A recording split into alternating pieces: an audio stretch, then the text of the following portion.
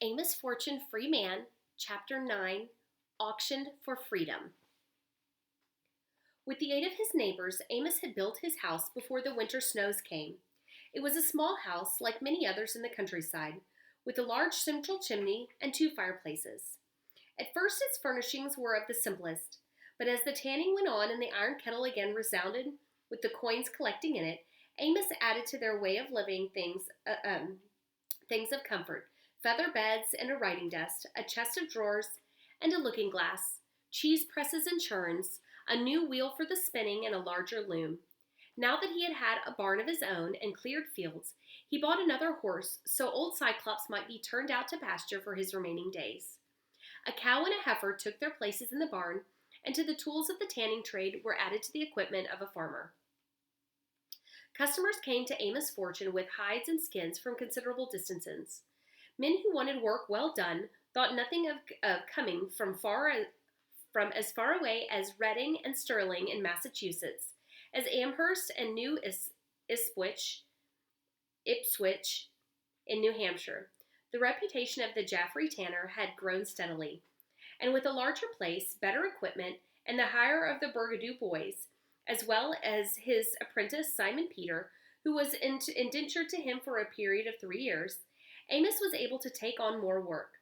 People trusted him, not only with skins and hides, but in matters of pounds and pence.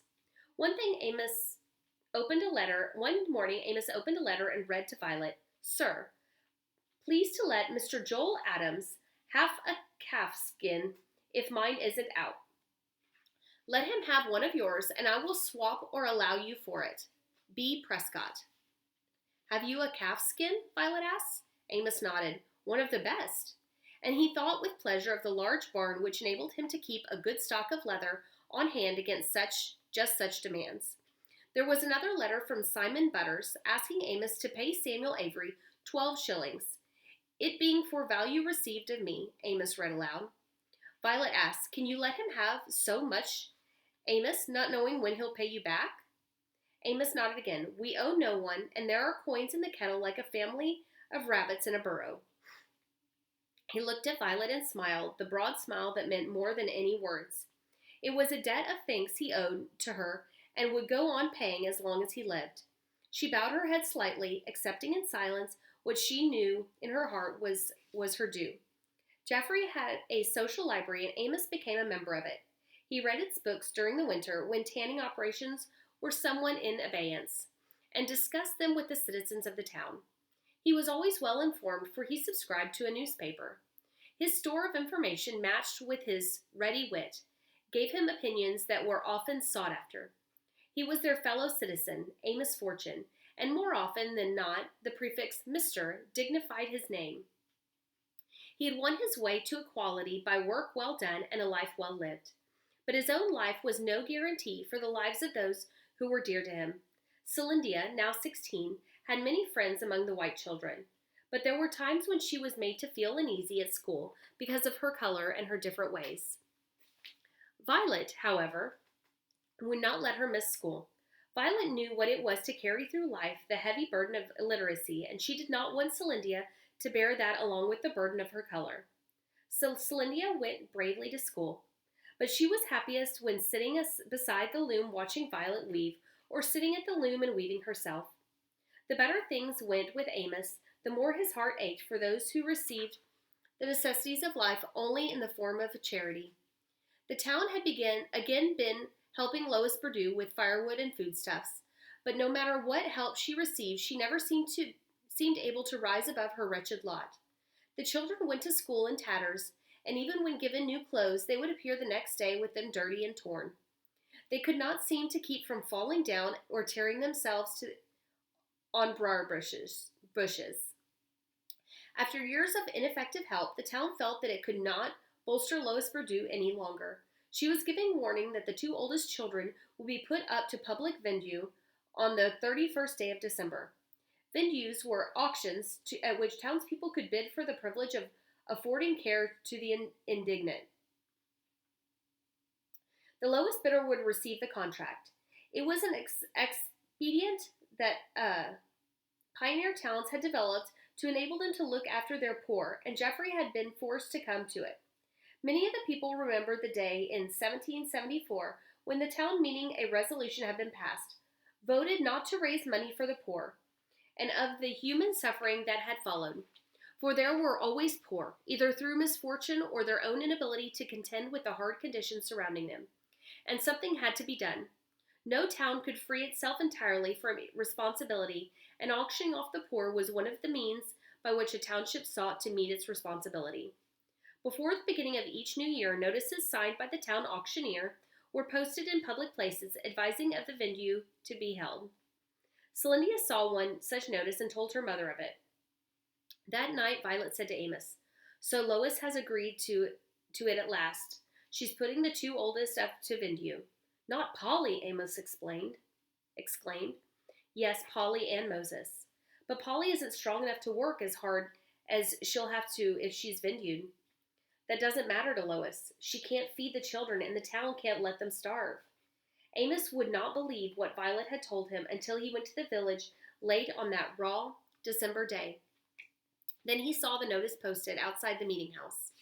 There were the names of the town poor, 8 in all. Some of them he knew slightly, but none so well as the Perdue children. Under the list of names he read, "The above will be put to the lowest bidder, who shall board and nurse them in sickness and health, and pay every expense for them except doctor's bills, which the town will pay, and clothing which the town will provide. The contract shall continue 1 year from the first day of January 1793, when those persons who shall keep them shall remove them to the place which shall next be provided for them if within the town of Jaffrey. Amos shook his head slowly. He had not been able to keep away from the slave auctions all the years he was waiting on the arrival of a young girl from Africa. Here was an auction which nothing could keep him from, since the fate of a young girl he knew well was at stake. It was a cruel, cold day, that last day of the year, when Amos made his way to the meeting house where the venue was being held. The wind was blowing hard, and he pulled his great coat around him, tucking his chin down into the collar. There was nothing to see, for snow was on the wind and a blizzard obscured the mountain. But still it was there, Amos thought to himself. He turned toward it as he came over the crest of the hill. Stalwart and deeply grounded, it was there, though winds raged around it and snow battered against it. The knowledge of its presence gave back to him some of the strength that the wind had taken from him in his walk against it up the long hill. Entering the meeting house, he slipped quietly into a seat at the rear, hoping to be unobserved. But all who were gathered there knew someone had entered for the gust of cold wind that came through the door. Amos looked over the heads of the people at the 8 luckless ones, the poor of the year, who were to be dispatched, sitting fearful and silent in a group near the auctioneer. It was a strange kind of auction, this venue, for there was no talk and only a little whispering among the townspeople who were present. Some of them looked shamefaced, knowing they were out to get labor in the cheapest way. Others boldly intended bidding an elderly people so they might make a few pounds off the town. All were surprised to see the tanner enter. Amos Fortune's reputation for fair dealing was such that none could think of him as taking part in a venue. Lois Perdue sat in a corner, huddled into her thin garments, sobbing pitifully. When Amos saw where she was, he moved over and sat beside her, stroking her hands for comfort and assurance.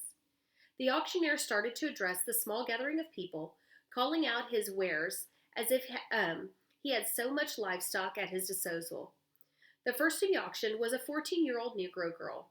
"She may be thin," he said, "but she won't cost you much to keep if she eats little. She's got a good pair of arms, and those legs would carry her as far as anyone here is likely to go. What am I bid?" His eyes ranged over the crowd hopefully.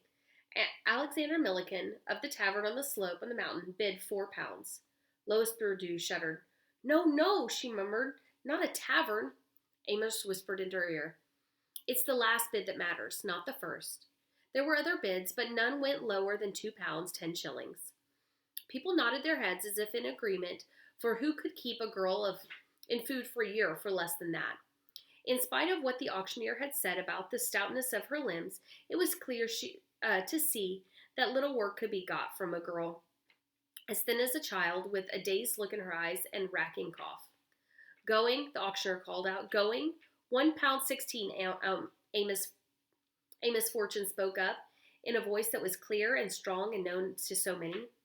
The auctioneer gasped. A ripple of amazement ran through the group of people in the meeting house. You must like your town to want to save it so much money, the auctioneer commented. Going, he said, then a loud voice, gone, Mr. Amos Fortune. Polly Perdue, 1 year at £1 16 shillings. Polly left the huddled cluster of the poor and ran over to her mother and Amos, turning from one to the other, still too frightened to smile at the good fortune that had come to her. None of the others went so cheap. John Brainett got the care of Widow Combs at £5 18 shillings. Joseph Wilder got the Widow Cutter at £10 16 shillings. But the Widow Cutter was lame and so old that would be nothing but the chimney corner for her. 12-year-old Moses Perdue was struck off to Joseph Stewart, the first and only bidder from that day until he was 21 at £15 15 shillings, half to be paid at the end of 1 year, and if he lived the other half to be paid at the end of the second year.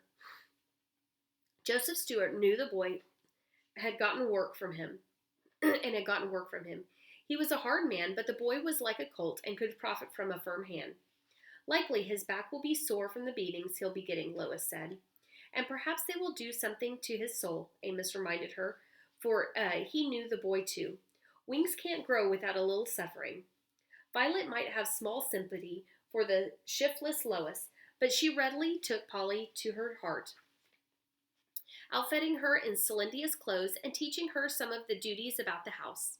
Celindia and Polly were near the same age, and Celindia embraced her new sister warmly. But beyond the flight of a smile across Polly's dark face and a few words, she seemed bowed forever by her lot. When she sat dreaming by the fire, Amos would sometimes call to her to break her from a long reverie, and she would shake her head and blink her eyes with a start. Yes, Uncle Amos, she would say, eager to do his bidding. But even if he asked her, she could not say where her thoughts had been the while she had been dreaming. Polly tried to be a help to Violet in the work of the house, but dusting cloth or broom had a way of falling from her hands. Violet would come upon her standing still and staring before her, the task she had been given to do still undone. Polly was eager to work at the loom, and Celindia spent hours showing her its simple mysteries. But as soon as Polly endeavored to do the work herself, her hands would slide off the shuttle. Her feet would lose their hold on the treadles, and her eyes would stare before her. What do you think about all the time? Celindia asked. But Polly could never say. Violet, in exasperation at a simple task undone, exclaimed to Amos, It's only your kindness that keeps her, Amos Fortune, for anyone else would have returned her to the town long ago. He smiled in answer. What he had done had been done with good reason, and he was satisfied. Polly liked going to school with Celindia, but after a few days she brought back a note saying there was nothing the school could do for her, since she would not learn. That evening, Amos, with a piece of leather large enough for a jerkin and fine enough for a gentleman, went to see the schoolteacher. He offered the leather as a gift and begged leniency for Polly. She hasn't long with us, and what she gets from you will help her where she's going, Amos said, because the tall old man, with his keen eyes and fine carriage, could not be gainsaid. The teacher agreed to keep Polly. He wondered as he watched the tanner go on his way who would have the girl another year, and he thought she would nowhere find the kindness she had in the Fortune home. Soon Polly could not raise herself from her bed, but the weaker she grew, the more she smiled, as if a kind of content were coming over her being. Celindia spent hours reading to her, talking with her. Violet brought her things to eat. Amos sat beside her through the long, quiet evenings. Polly asked him for stories, and he told them to her. But more than all the others, she asked for the story of the chariot. After he had told it, they would sing together, her voice following his, even though she could only whisper the words. Violet, sitting across the room at the loom, and Celindia with the spindle in her hand, would join in. One night early in November, Polly asked Amos to help her sit up. He put his arms around her and held her up. She was so light that felt he felt if she held a flower on its stalk, it would be no heavier. She held her hands, resting her right hand in Violet's, that were worn and coarse with the care she had given to others, and her left hand in Celindia's, that were supple and strong. Her eyes she kept on Amos. Peace dwelt in her face, a smile hovered over her lips, and for the first time she seemed to be seeing clearly those who were close to her. Her gaze that had always been so far away had come near at last. A small shudder passed over her body. She sat up very straight for a moment, even without the aid of Amos's arms, then she fell back into his arms. Celindia started to sob softly. Amos put back his head, and Violet saw him shape with his lips the familiar words, "Thank you, Lord." Violet turned to him with a question in her eyes. Amos answered it. "I wanted her to die free. I knew she didn't have long when I bid on her, but she's had almost a year of freedom." "She wasn't ever a slave," Violet reminded him. "She was born free." He shook his head. "She wasn't free when she was poor. She's gone ahead now with a smile on her face and a light in her eyes. Frightened little girl that she was, she's left that far behind and she's crossing Jordan unafraid." His face was glowing, almost as if he were sharing some of the radiance he knew had reached out to encircle Polly. Violet looked at him. Never before had she felt so much love for this man, who seemed to live to give freedom to others. "You'd set all the world free if you could, wouldn't you, Amos?" He shook his head. "Just the part of it that I can touch. That's all any man can do." He drew a coverlet over Polly's face and reached across the bed to touch Celindia's hands. "Don't you cry, Lindia. You go out and give the creatures in the barn an armful of hay. Tell them what's happened in the house and see if the barn is shut tight, for the wind is blowing cold." Glad to have something to do, Celindia left the room. Amos went to the fire to put on more wood. Then, turning around, he spoke quietly to Violet. "Once, long years ago, I thought I could set a canoe load of my people free by breaking the bands at my wrists and killing the white man who held the weapons. I had the strength in my hands to do such a deed, and I had the fire within, but I didn't do it. What held you back?" Amos shook his head. "My hand was restrained, and I'm glad that it was, for the years between have shown me that it does a man no good to be free until he knows how to live, how to walk in step with God." "But Amos," Violet explained, "look at the people to whom you've given freedom. Lily and Lydia, Celindia and me, and now you've set Polly free to die happy." "And go on living?" he reminded her gently. "How is it you're thinking of these things tonight?" she asked. "Never before have you told me about that canoe load of your people." "I used to see Africa in Polly's eyes," he said, "the past and its sorrows and all that was behind, but I've not seen what was ahead for us until just now. Perhaps I saw that in her eyes too. It's good, Violet. It will be worth the waiting for." The next day, Josias Carey dug a grave for Polly Perdue in the churchyard near the lot that Amos Fortune had reserved for himself. A few months later, at town meeting, it was vowed to pay Amos Fortune the £1.16 in full for keeping Polly Perdue, even though he had not had her all the year. Amos would not use the money for his own needs. Instead, he put it away in a separate place, saying to Violet that he had a mind to do something particular with it, and when he knew what it was, he would tell her.